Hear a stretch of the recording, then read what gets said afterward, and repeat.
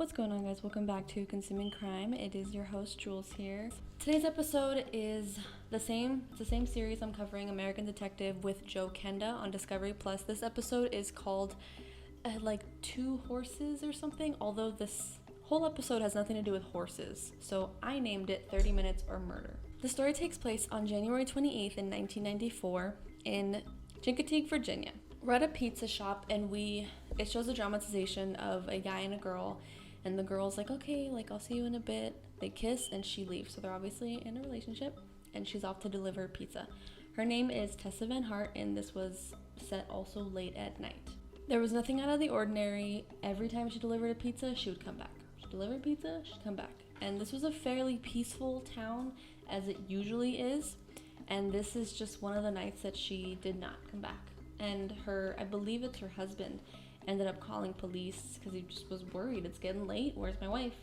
So he calls and reports her missing, and officers begin looking immediately, which I appreciate because you guys know sometimes they're like, oh, you gotta wait 24, 48 hours if an adult's missing. Coda, if you don't get down, he's like, I'm gonna play in the blinds while you're recording. I know I don't normally do this, but I can tell that you need it to be a quiet place, so I'm just gonna be extra obnoxious today. That's my cat. This is also an island, so they're kind of wondering, okay, how far could she possibly go? We're on an island. They're driving around and the officers spot a car that's running, and they walk up to the car and there's no one behind the wheel. This was the pizza delivery car, so obviously this must have been Tessa's car.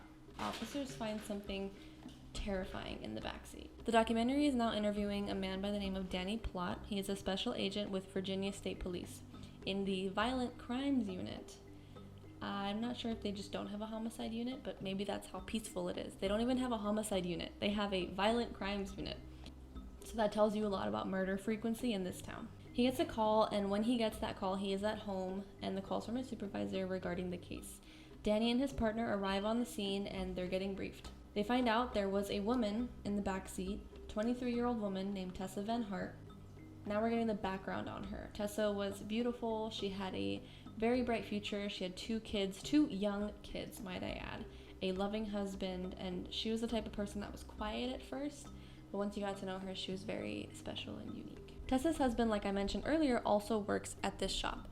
Normally, I'm the first one that's gonna say it's the husband is sus, the husband is suspicious, he did this, but I mean, he's got an alibi. He was at the pizza shop. I'm sure there's recording, so as of right now, I'm not suspecting him at all. The husband's name is Walter, by the way, and he's also the same man that reported her missing. She was in the back seat with 2 gunshot wounds to the back of her head. There was not a lot of blood, which tells officers that the bullet must have lodged in her skull somewhere. It wasn't like a through and through. They also noticed grass, dirt, and mud on her knees, which means there is definitely another crime scene.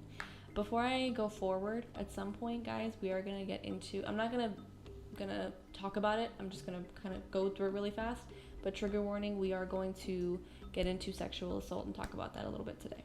They found her purse and there was still money in it. That tells officers, and it tells us, that this person was not trying to rob her. This person must have been solely interested in a woman, in maybe even her specifically. We don't know yet. Officers go and talk to the husband, and this is when they inform him that his wife has passed away.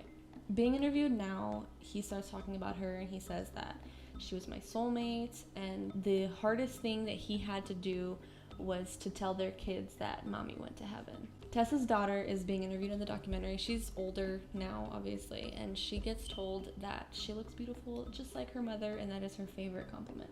At the pizza shop, the husband was the one in charge of doing the cooking of the pizzas, and Tessa was the one that did deliveries.